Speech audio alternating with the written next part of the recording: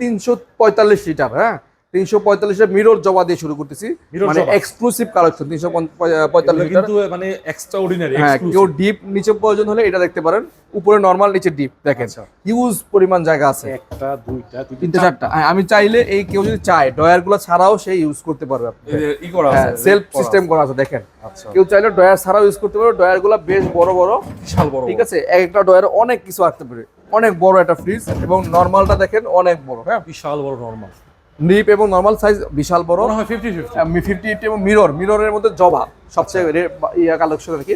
এটা regular price থেকে আমরা ডিসকাউন্ট করে রাখবো 45,500 টাকা, 45,500 টাকা পাচ্ছেন আমাদের কাছে ভীষণ ফ্রিজের এই কালেকশন। 345 মধ্যে আরেকটা কালার, হ্যাঁ এটাও খুব সুন্দর কালার, গ্রাফিক্সটা দেখেন ভাই, মানে এত সুন্দর গ্রাফিক্স আসলে খুব আমি কমই দেখছি, এক কথা শোপিস, এত সুন্দর গ্রাফিক্স কালারটা, হ্যাঁ এটা মানে হচ্ছিল গ্লাস ডোর না, গ্লাস ডোর, হ্যাঁ জিডি মডেল।